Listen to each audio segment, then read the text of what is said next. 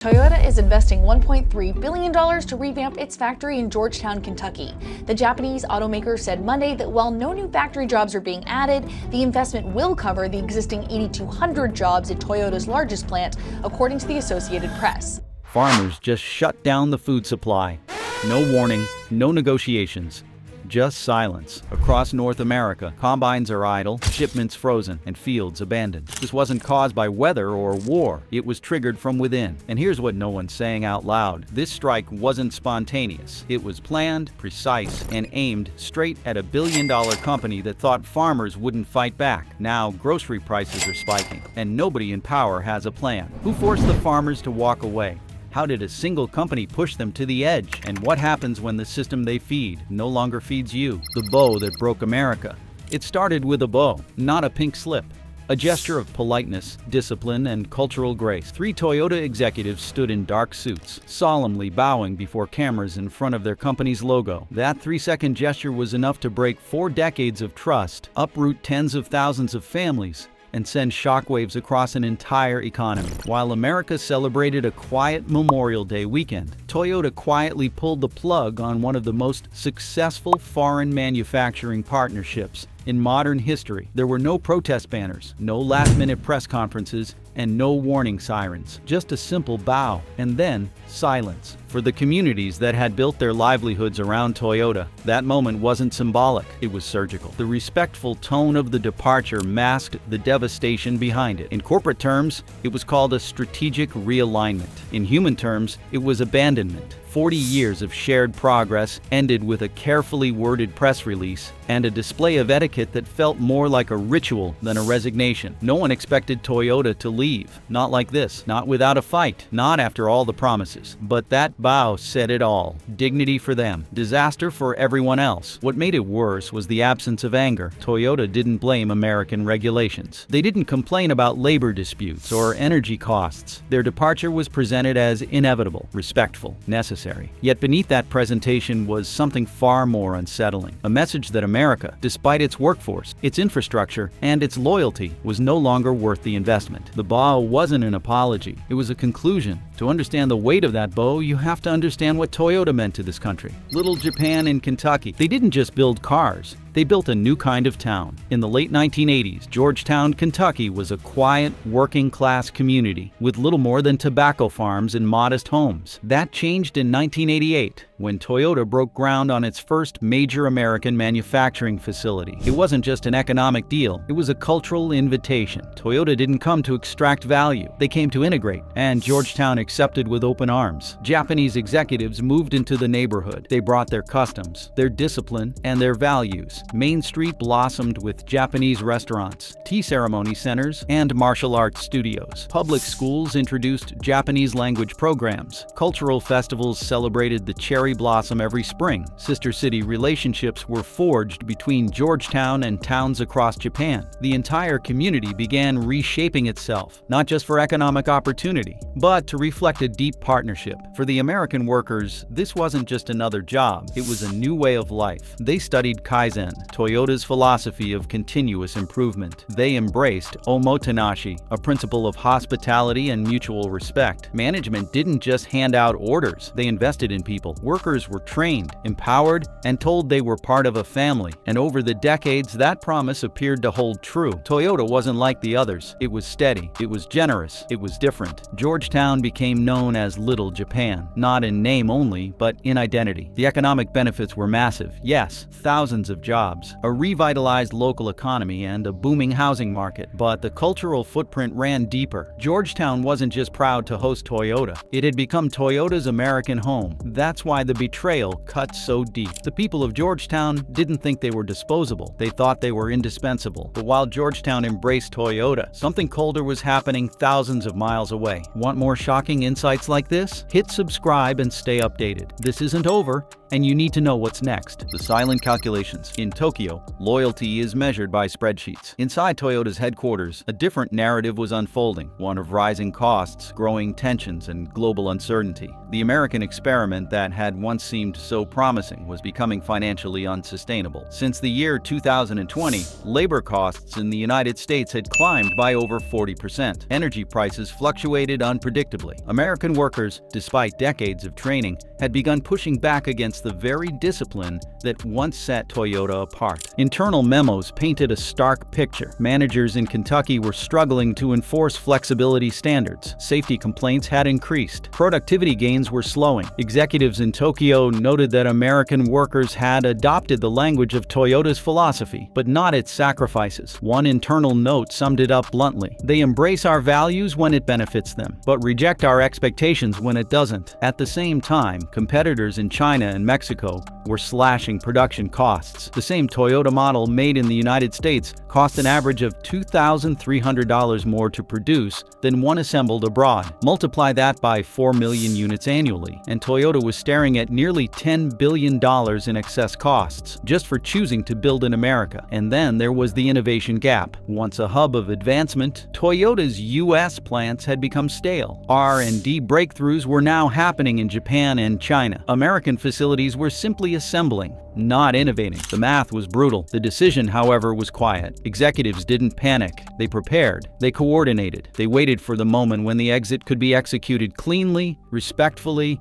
and without the noise that had surrounded other corporate departures. It would not be announced in anger. It would be performed like a ceremony. But none of that mattered, because back in America, no one saw it coming. The warnings, no one heard. The signs were subtle. The consequences were not. In 2022, capital investment in Toyota's U.S. facilities quietly began to decline. Plans for new model launches were shelved. Renovation schedules were pushed back indefinitely. Executive visits from Japan became shorter, less frequent, and more procedural. Yet none of these changes raised alarms. In Georgetown, Kentucky, business carried on as usual. Local officials mistook silence for security. "We thought they needed us more than we needed them," admitted Mayor Tom Prather. After all, Toyota had invested billions, shaped the town's identity, and employed generations of families.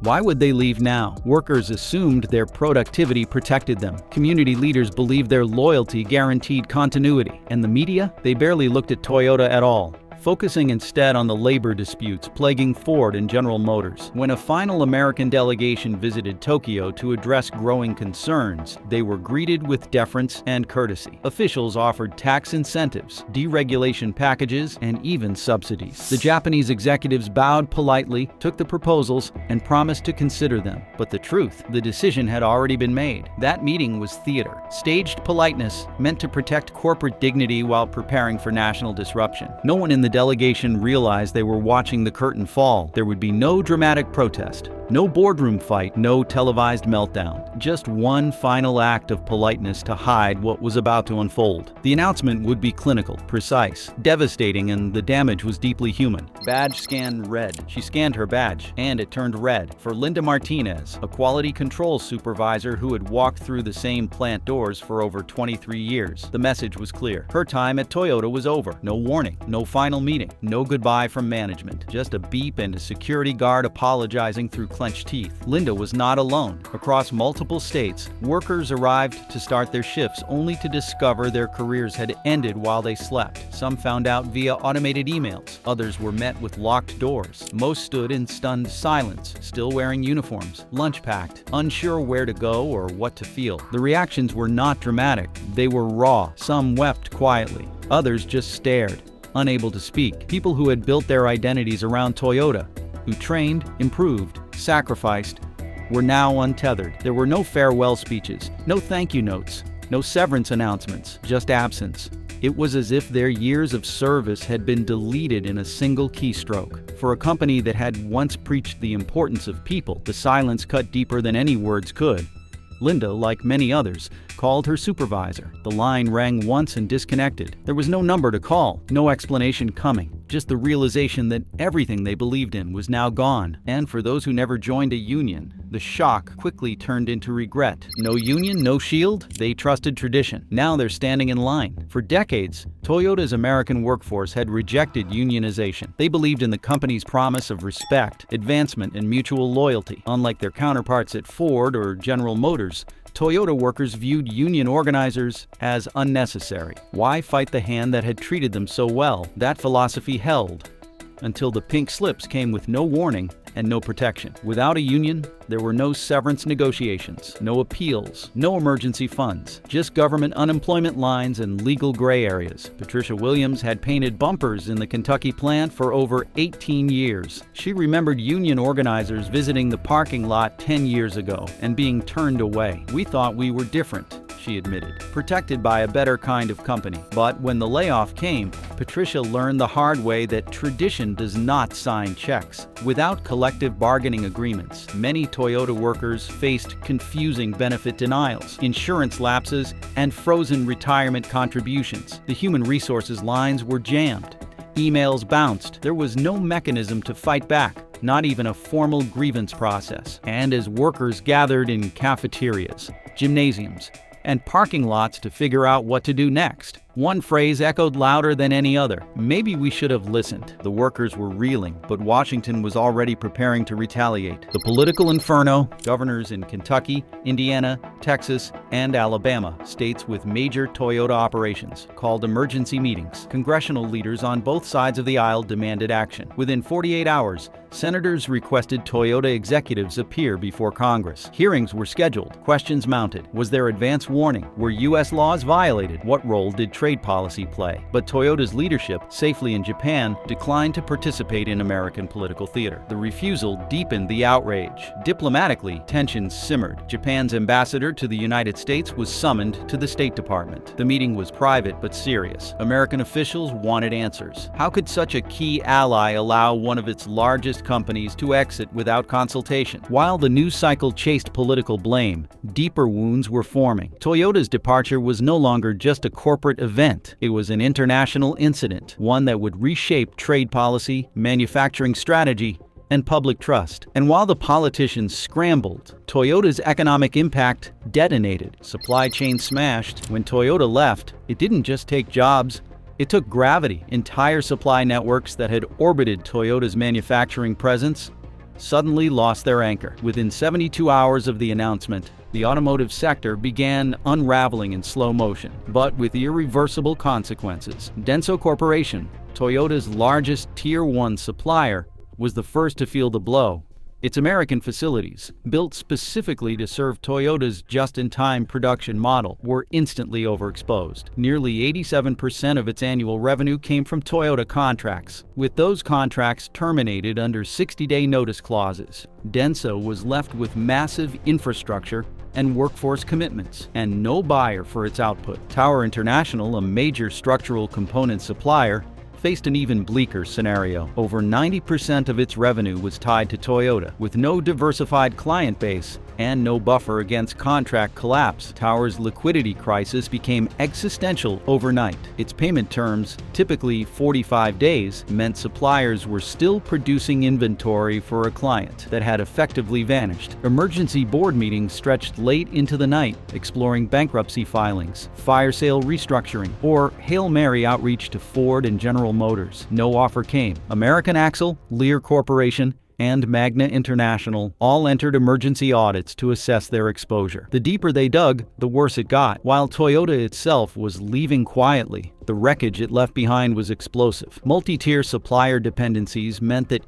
even firms that didn't deal directly with Toyota still faced cascading failures. Freight schedules fell apart, warehouse volumes stalled, precision manufacturing lines went idle, burning cash while waiting for work that would never arrive. And just as the parts stopped moving, entire towns began to unravel. The bottom falls out. Home values collapsed. Schools lost half their budgets. The bleeding had begun. As Toyota's departure rippled across financial systems, the damage was both wide and deep. Georgetown, Kentucky, felt the shock immediately. Within 1 week, Residential property values dropped by 15%. Within 30 days, they had declined by over 30%. Families rushed to list homes, but buyers vanished. Realtors described entire subdivisions going dark. Even well-maintained properties with modern upgrades sat untouched, as economic uncertainty became the dominant market force. Commercial real estate was hit even harder. Properties that once housed machine shops, logistics centers, and supplier warehouses were rendered functionally obsolete. Vacancy rates surged. Lease defaults spiked. Local lending institutions began reevaluating outstanding loans and quietly froze new financing for business expansions. Georgetown's once thriving industrial tax base evaporated almost overnight. The public school system was among the earliest casualties. More than 40% of its funding was tied to property tax revenue. With assessments falling and tax collections lagging,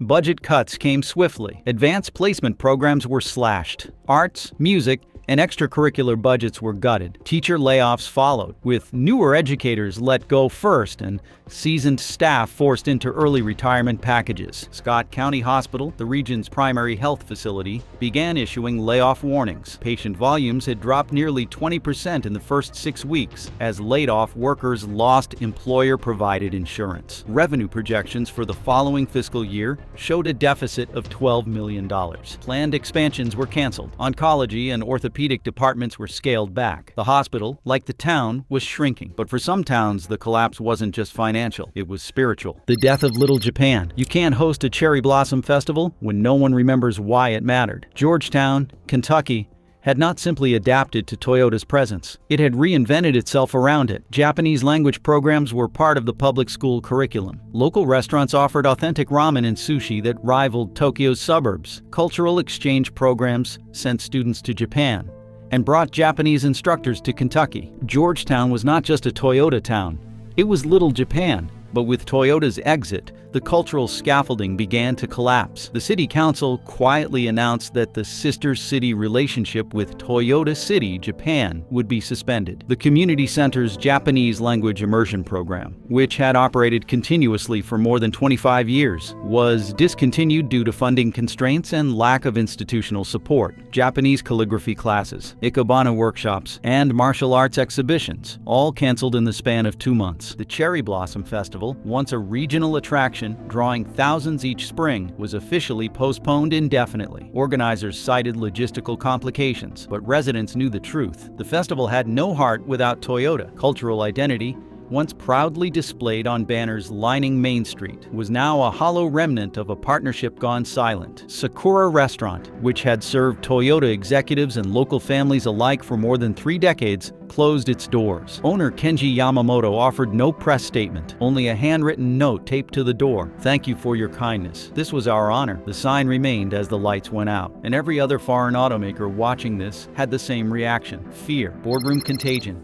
If Toyota couldn't make it in America, who could? Within 48 hours of the announcement, Honda's executive team in Tokyo called for a full operational review of its American investments. Their facility in Marysville, Ohio, underwent an immediate audit. Labor costs had risen nearly 38% since the year 2020. Factory margins were shrinking. Product line innovation was slowing. It was an uncomfortable mirror of Toyota's own analysis. Only now the warning was real. Nissan's Tennessee operations followed suit. Internal risk memos circulated with urgency. Executive teams explored contingency scenarios, including phased relocation to Mexico or greater outsourcing to contract manufacturers. Mazda, which had just finished constructing a new plant in Alabama, froze all hiring and suspended plans for full-scale rollout. The decision wasn't public, but the consequences were quietly locked into place. German manufacturers reacted just as swiftly. Volkswagen canceled a planned expansion of its Chattanooga facility. Hyundai, Mercedes-Benz, and BMW all initiated stress testing of their American manufacturing arms. Public statements were cautious,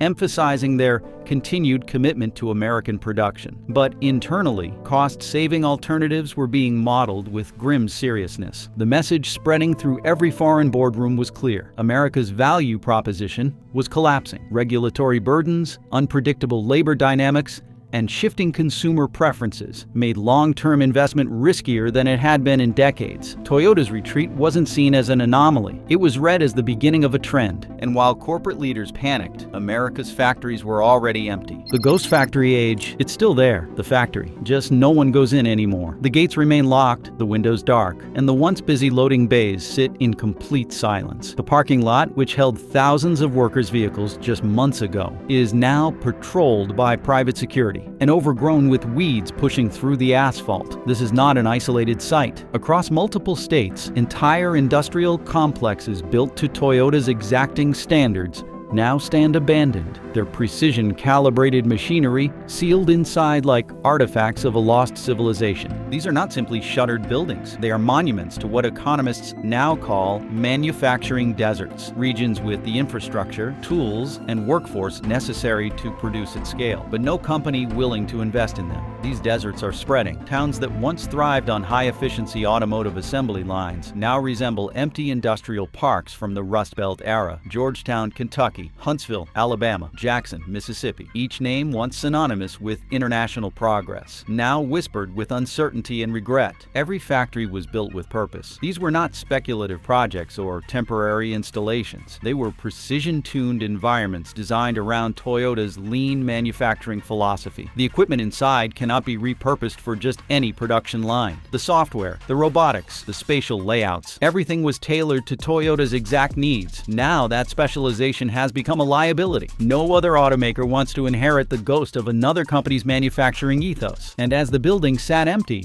the political system tried to make sense of the failure, the hollow victory. Every party claimed to be right, and yet everyone had lost. For Democrats, Toyota's departure validated long-held warnings about corporate globalization. They argued that multinationals had no loyalty to workers, only to shareholders. The speeches came fast. "This is what happens," declared one senator, "when American labor becomes disposable to foreign boardrooms." For progressive Democrats, it was an indictment of every free trade agreement and tax incentive handed to foreign firms in the name of economic development. Meanwhile, conservative Republicans had their own story. They blamed regulation, environmental compliance costs, and labor laws for pushing Toyota out. One governor declared that America was choking its own manufacturers with red tape and pretending to be surprised when they leave. The narrative pivoted toward sovereignty, deregulation, and revitalizing domestic manufacturing under a protectionist banner. For the America First crowd, Toyota's exit was not just a betrayal. It was confirmation that the U.S. needed to build without foreign help. But in the halls of Congress and state capitals, the divide hardened into a kind of paralysis. Policy proposals clashed and collapsed under ideological weight. No one could agree on how to prevent the next exit. Incentives were either condemned as corporate welfare or dismissed as insufficient. Regulatory reform was pitched and blocked. Foreign investment was both courted and feared. The void left by Toyota was not just economic,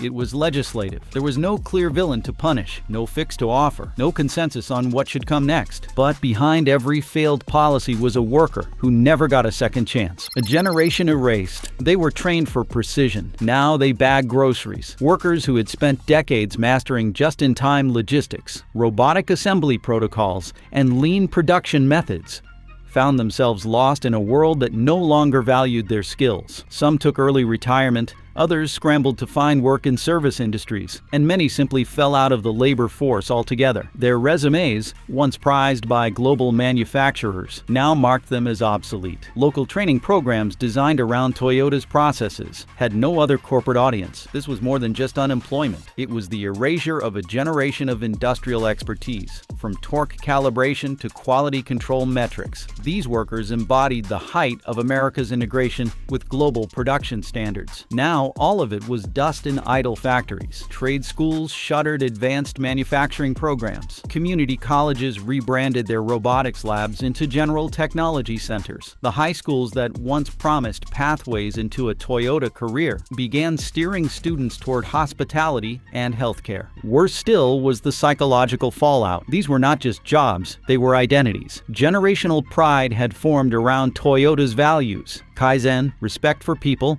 lifelong improvement. Workers passed down principles as much as techniques, and when it ended abruptly. The finality left no room for transition or pride. There were no farewell ceremonies, no public recognition, just layoffs cloaked in polite language. And all of it was made official with a bow. The last bow. It looked like grace. It was goodbye. The same gesture that once opened a chapter of international trust had now closed it forever. When Toyota's 3 top executives stood beneath their corporate banner and bowed for 3 seconds. It was not just a formality. It was the end of an era, delivered with elegance and finality. The bow, captured on television, replayed online, frozen in print, became the defining image of one of the most polite corporate exits in history. But now, with the context of collapsed communities, bankrupt suppliers, and political infighting, the bow took on a darker tone. It symbolized everything Americans had misread about stability and partnership. It reminded people that business is not bound by gratitude, and that politeness is not protection. What was once a gesture of respect had become a ritual of retreat, and this time there would be no return flight from Tokyo, no second investment, no coming back. For foreign investors,